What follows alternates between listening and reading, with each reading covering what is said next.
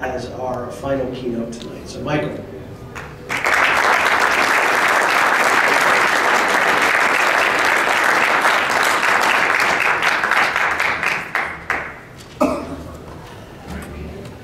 These are the times that try men's souls. The summer soldier and the sunshine patriot will, in this crisis, shrink from the service of their country. But he that stands it now deserves the love and thanks of man and woman. Tyranny, like hell, is not easily conquered. Yet, we have this consolation with us, that the harder the conflict, the more glorious the triumph. Most of you probably recognize that as Thomas Paine. It was written basically as a motivation speech to the soldiers at Valley Forge.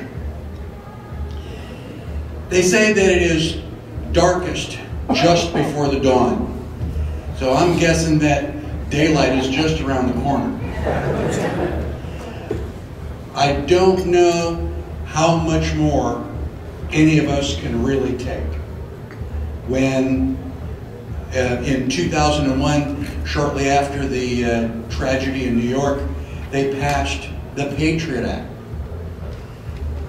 During my presidential campaign, I described that as the most egregiously unconstitutional piece of legislation ever to leave Congress since the Alien and Sedition Act. Well, I really hate to report that they have passed several laws since then that make the Patriot Act look sort of okay. So, as we look around, and in fact, during the last couple days, I've been talking to people, and most of the conversations have been about just how dark it is. We've got the health care, we've got unemployment, we've got trillion-dollar bailouts. People are starting to figure out that's a lot of money. And so everybody seems to be concerned. Everybody is disturbed, they're concerned. It is now becoming difficult and approaching impossible to pay the rent and put food on the table for your children. Everybody is conscious that things need to change. Now, I mean, I've tried to remain very optimistic. I tell people that without a doubt, we are going to restore liberty. And I've had one or two people go, how the heck can you remain so positive, so optimistic? Well, I'm glad that you all have that impression, but I mean, there have been dark days. During the presidential campaign, after I was nominated, I was traveling. I was working 20 hours a day. For the first 3 weeks, they didn't even schedule time for me to eat.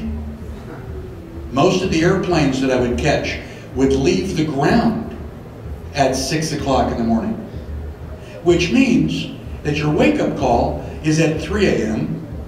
and you shower, shave, and get dressed in your sleep just that you get another hour.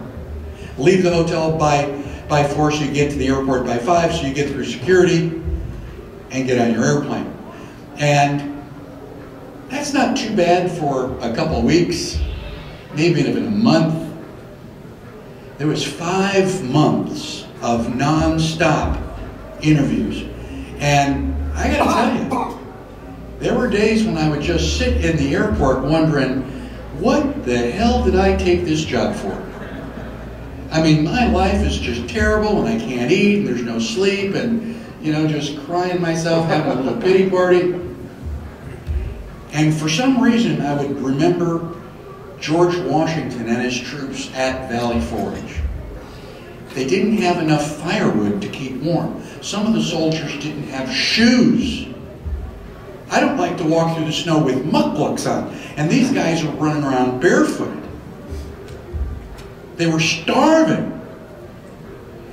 And I would feel guilty. I would feel guilty for even being depressed. Because I had shelter, I had food, you know, I didn't get a lot of sleep, but at least I had a soft horizontal bed. So, thinking back to what other people have contributed to the cause of liberty, I realized that I'm not even approaching everything that I can possibly give. And so I've had a couple people during the last couple days playing that same little pity party, telling me how tough it is to pay the taxes and all that stuff. Like, save it, you know? Until you are out there and dedicating everything, then you've still got stuff that you can contribute to liberty. So we need to remember the people that have given more than we have. But we also need to kind of stop, take a breath. As you're climbing up the mountain, you don't climb from the base all the way to the peak without a break. When that mountain starts to get really steep, the best way to congratulate yourself is to stop, take a breath, and look down at all the distance that you have already climbed. Now, I've been doing this for a long time, and I'm not claiming that I've done this even longer. I am in awe of people who knew that most of what the government does is unconstitutional for years, maybe a decade, even before I figured it out. There are a lot of people around here that have been doing this for a long time. And I remember back when I figured it out, I felt like the only one. I'm looking around, where are the rallies? Where are the protests? You know, where are the signs? We have them.